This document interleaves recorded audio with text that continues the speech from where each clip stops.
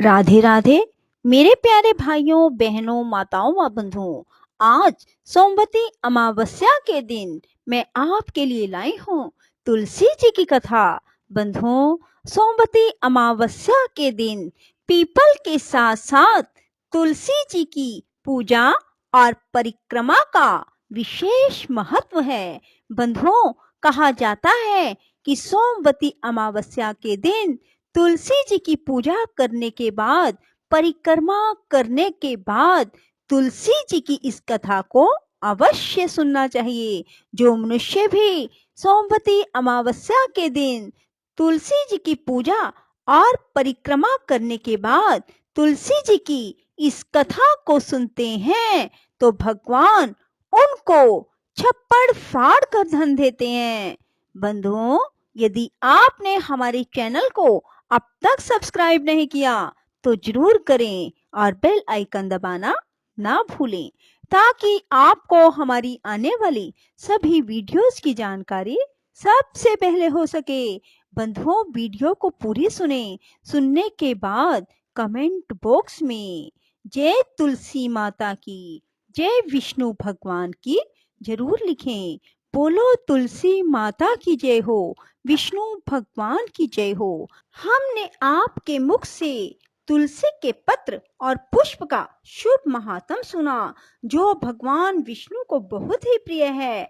अब हम आपसे तुलसी की पुण्य में कथा को सुनना चाहते हैं।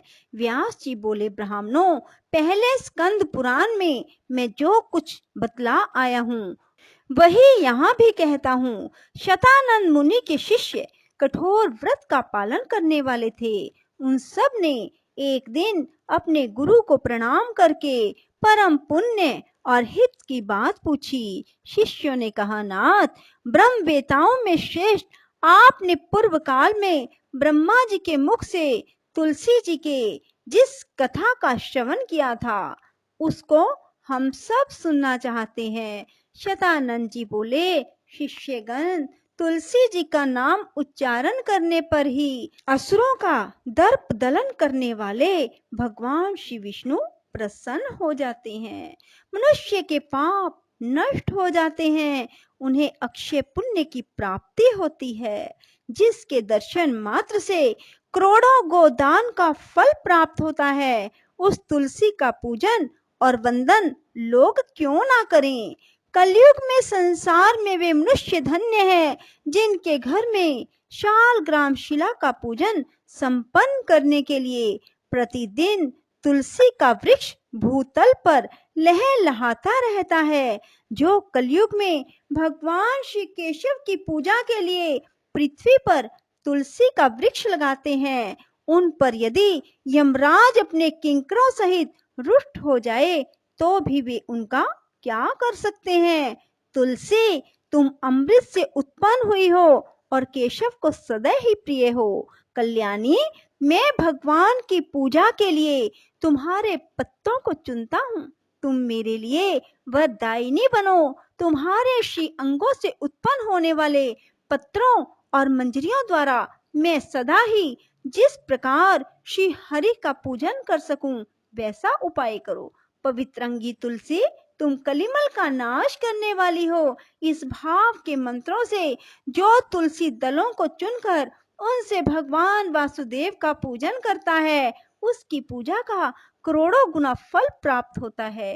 देवेश्वरी, बड़े बड़े देवता भी तुम्हारे प्रभाव का गायन करते हैं। मुनि, सिद्ध, गंधर्व, पाताल निवासी, साक्षात नागराज, शेष, संपूर्ण देवता भी तुम्हारे प्रभाव को नहीं जानते। केवल भगवान विष्णु ही तुम्हारी महिमा को पूर्ण रूप से जानते हैं। जिस समय क्षीर समुद्र के मंथन का उद्योग प्रारंभ हुआ था, उस समय श्री विष्णु के आनंद अंश से तुम्हारा प्रादुर्भाव हुआ था। पूर्व काल में श्री हरि ने तुम्हें अपने मस्तक पर धारण किया। देवी, उस समय श्री विष्णु के शरीर का संपर्क पाकर तुम परम पवित्र हो गई। तुलसी, मैं तुम्हें प्रणाम करता हूँ। तुम्हारे श्री अंग से उत्पन्न पत्रों द्वारा जिस प्रकार श्री हरि की पूजा कर सकूं, ऐसी कृपा करो।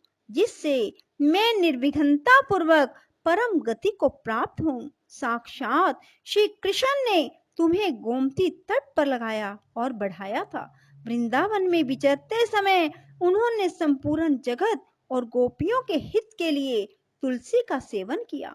जगत प्रिया तुलसी पूर्व काल में वशिष्ठ जी के कथन अनुसार श्री रामचंद्र जी ने राक्षसों का वध करने के उद्देश्य से सरयू के तट पर तुम्हें लगाया था।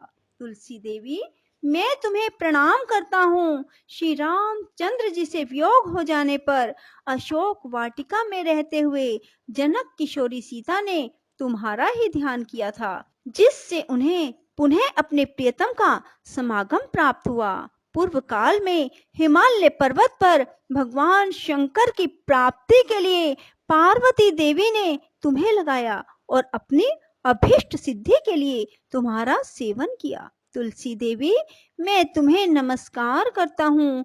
संपूर्ण देवंगनाओं और किन्नरों ने भी दुःस्वप्न का नाश करने के लिए नंदनवन में तुम्हारा सेवन किया था। देवी, तुम्हें मेरा नमस्कार है।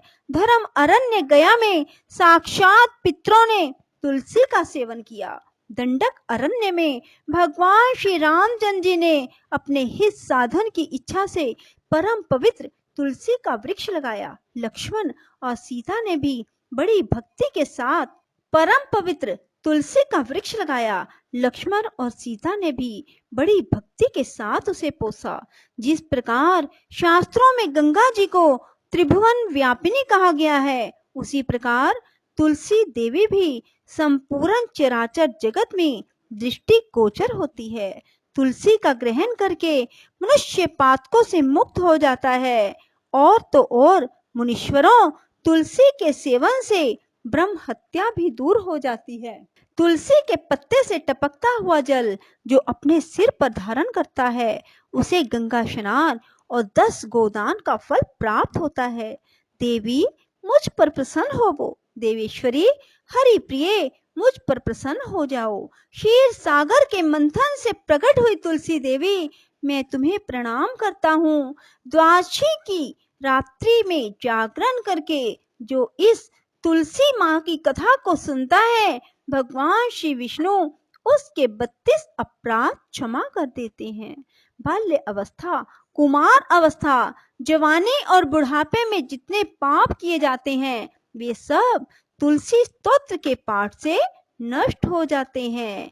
तुलसी के स्तोत्र से संतुष्ट होकर भगवान सुख और अभ्युदय प्रदान करते हैं। जिस घर में तुलसी जी की इस कथा को सुना जाता है, पढ़ा जाता है, उसका कभी अशुभ नहीं होता, उसका सब मंगल ही होता है, किंचित भी अमंगल नहीं होता। उसके लिए सदा सुकाल बना रहता है, वह घर प्रचुर धन धान्य से भरा रहता है।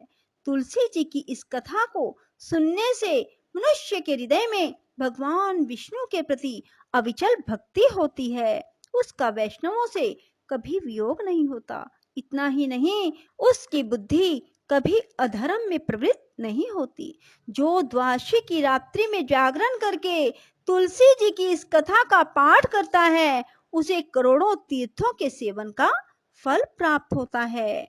बोलो विष्णु भगवान की जय, तुलसी माता की जय। राधे राधे, जय श्री कृष्णा। बंधुओं, यदि आपको हमारी वीडियो पसंद आए तो इसे लाइक करें और शेयर भी जरूर करें। धन्यवाद।